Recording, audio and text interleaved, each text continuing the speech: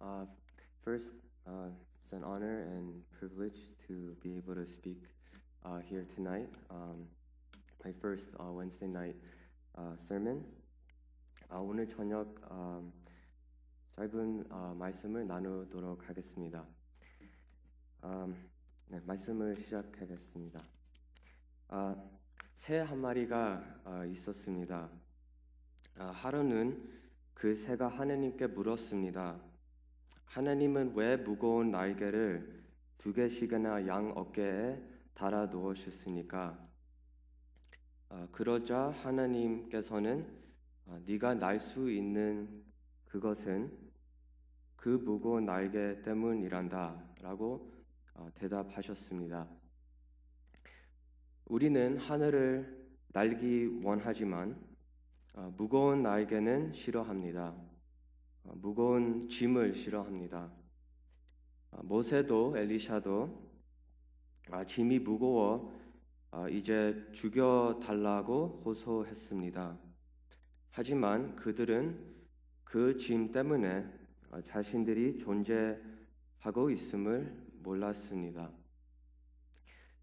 기독교의 가장 큰 진리 중 하나는 예수 그리스도의 사역이 완성이라고 말할 수 있습니다. 구속 사역은 예수 그리스도로 인해서 십자가에서 완성되었습니다. 이는 우리의 구원을 위해서 더 이상의 사역이 필요하지 않다는 것입니다.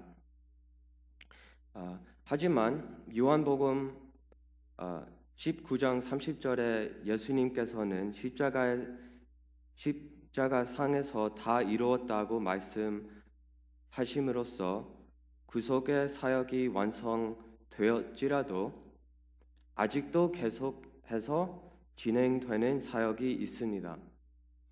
그 완성되지 않은 사역은 예수님께서 그의 구속된 자녀를 돌보시는 일입니다.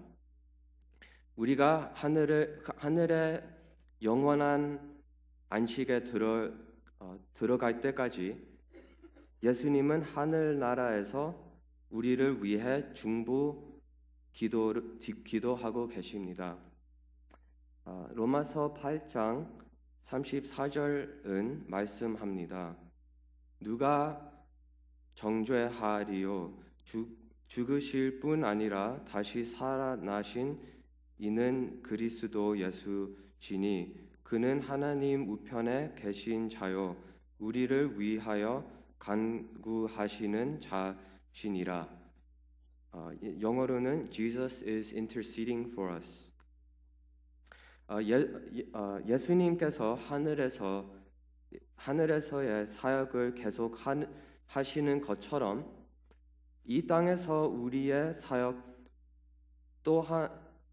또한 완성되지 않았습니다. 우리가 구원받았다고 이 땅에서 우리가 할 일을 다 끝낸 것이 아니라는 것입니다. 그리스도를 따라가는 자들로서 우리는 이 땅에서 예수님의 사역을 계속하고 있습니다. 오늘 사도행전 4장에서 다윗을 입을 통해 하나님께서 말씀하시기를 예수님께서 핍박하는 자들을 대적하셨기에 그 결과 그를 좇는 자들, 즉 예수의 사역을 계속하는 자들도 핍박을 당하며 대적하게 될 것이라는 것입니다. 오늘의 본문은 세 개의 논리적 부분으로 나눌 수 있습니다. 첫 번째 부분은 23절과 24절 전반부로서 맥락을 제공하는 서술 부분입니다. 같이 함께 읽겠습니다.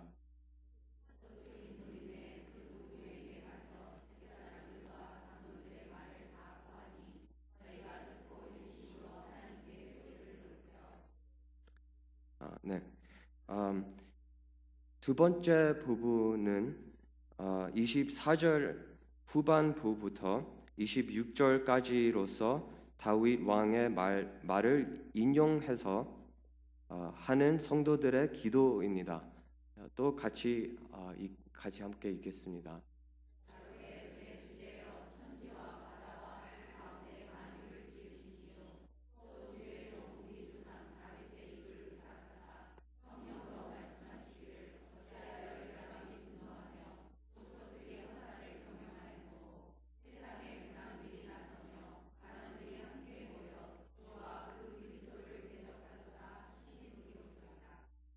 네.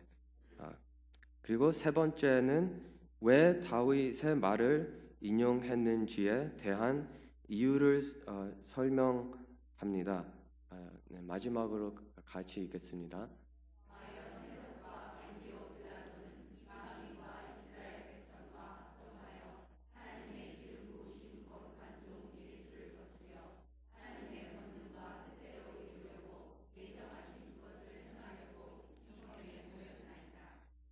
네. 그리고 각 부분은 바로 다음 부분과 원인과 결과처럼 연결이 되어 있습니다. 다시 말해서 첫 번째로 그 보고의 내용은 기도로 귀결되고, 두 번째는 그 기도는 특별히 다윗의 인용으로 이어지며, 셋째로 그 기도 안에서 왜 다윗의 말을 인용했는지에 대해 더 깊게 설명합니다. 사도행전 4장 본문의 앞 부분을 보면 베드로와 요한은 기적을 행한 뒤 체포되었습니다. 그들은 풀려났고 다른 성도들을 만나 자신들이 어떻게 핍박을 받았는지 이야기했습니다. 성도들이 그 소식을 들었을 때 그들은 다윗이 한 말을 인용하며 기도했습니다.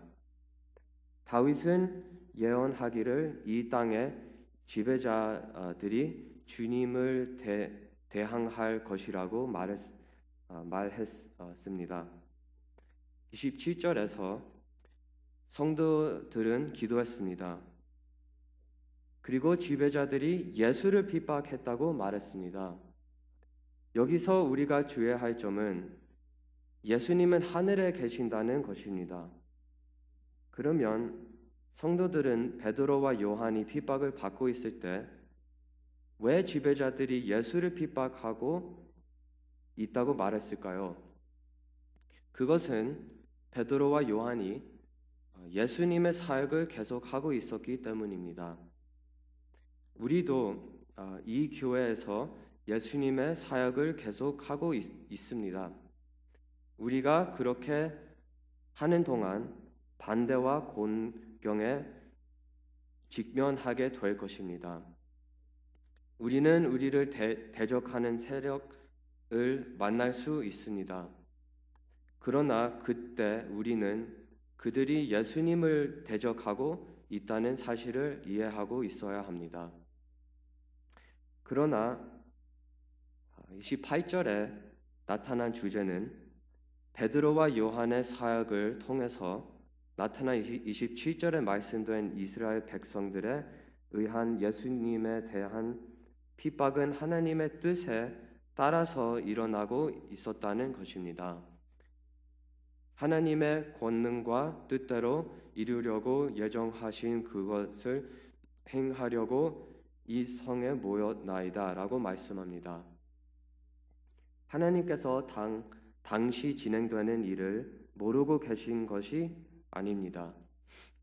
다시 말씀드려서 이 구절은 하나님께서 그 아들과 그리고 현재 그의 백성들 향해 일어난 세력에 대한 하나님의 계획의 확인과 완성에 대해 말씀하고 있습니다. Confirmation and fulfillment of God's will. 비록 오늘 같이 봉독하지는 않았지만 본문 뒤에 이어지는 몇 구절들을 꼭 고려해야 할 필요가 있습니다. 앞부분에서 한 성도들의 기도는 4장 30절에서 끝나고 31절에 하나님께서 그들의 기도에 대한 응답을 나옵니다.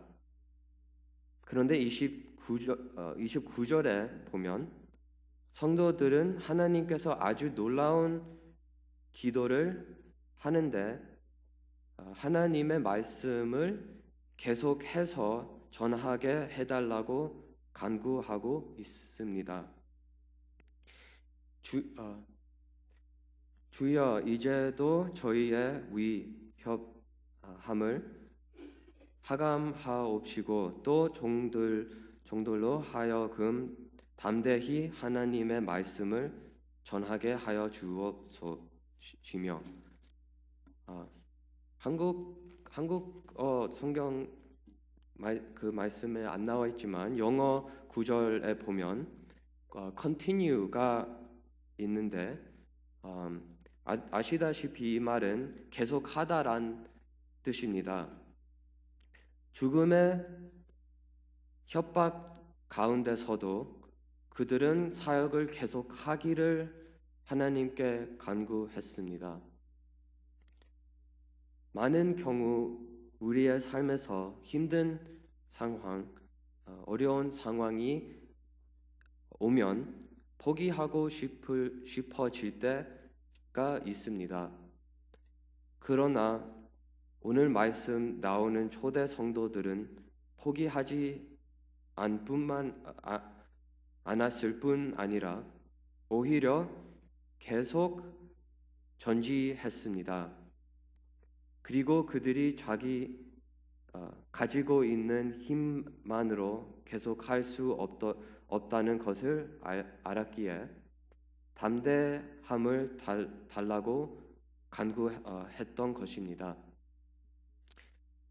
31절에 보면 하나님께서는 성령의 능력을 보냄으로써 그들의 기도를 응답해 주셨습니다. 빌기를 다함에 모인 곳이 진동하더니 무리가 다 성령이 충만하여 담대히 하나님의 말씀을 전하니라. 4장 32절 말씀입니다. 우리 또한 우리에게 주어진 하나님의 사역들이 있습니다. 주어진 일터, 즉 우리의 사역장과 우리의 직장에서 그리고 가정에서 즉 부부 사이에서 부모와 자녀 관계에서 또한 주님의 몸된 교회 봉사할 때 그리고 전도할 때 이렇게 여러 가지 안에서 어려움 가운데서도 쉽게 포기하지 않고 우리의 능력이 아닌 성령님의 능력을 의지해야만 합니다. 이제 말씀을 요약합니다. 첫째로 이 땅에서 우리의 사역은 예수님의 사역의 연장이라는 것입니다. 둘째, 우리가 핍박을 받고 대적을 당할 때 그것은 우리뿐 아니라 예수님도 핍박을 받고 계신다는 사실입니다. 셋째, 우리가 섬길 때 당하는 어려움들은 하나님께서도 아신다는 사실입니다. 이 사실은 우리에게 무엇을 의미할까요? 하나님께서는 주권자이시며 전지하시다는 것입니다. 우리가 직면하는 핍박은 하나님의 인식 반경 안에서 되어지는 것입니다. 이로 인해 우리는 격려를 받고 확신에 거합니다. 즉 하나님께서 오늘 우리가 그리스도의 사역을 계속하면서 섬기는 중에 씨름하는 것을 잘 아시고 계신다는 것입니다. 마지막으로 예와 하나를 하고 말씀을 마치려고 합니다. 선교사 한 분이 아프리카에 선교를 갔습니다. 원주민들과 함께 강을 건너게 되었는데 원주민이 큰 돌을 선교사 가슴에 안겨 주었습니다. 그리고 자신들은 큰 돌을 머리에 이거나 가슴에 안고 강을 건넜습니다. 선교사는 그 이유를 강 중간쯤 왔을 때 알았습니다. 강 중간쯤에 급류가 흐르고 있었는데 만약 무거운 돌이 없었다면 급류에 휩쓸릴 수밖에 없었습니다. 아프리카 원주민들은 무거운 짐이 자신들을 살린다는 지혜를 잘 알고 있었던 것입니다. 가볍고 편한 것만이 행복이 아닙니다. 하나님은 때로 우리에게 무거운 짐을 지고 침체의 강을 건너게 하시는데 그것은 우리를 죽이기 위함이 아니고 우리를 살리기 위함입니다. 성도 여러분, 우리가 이 땅에 살면서 당하는 모든 어려움과 시련을 통해 우리를 살리시기를 원하시고 우리와 늘 함께 하시는 하나님을 더욱 의지하고 나아가시기를 주님의 이름으로 축원합니다. 아멘. 같이 기도하겠습니다. 하나님 아버지, 우리를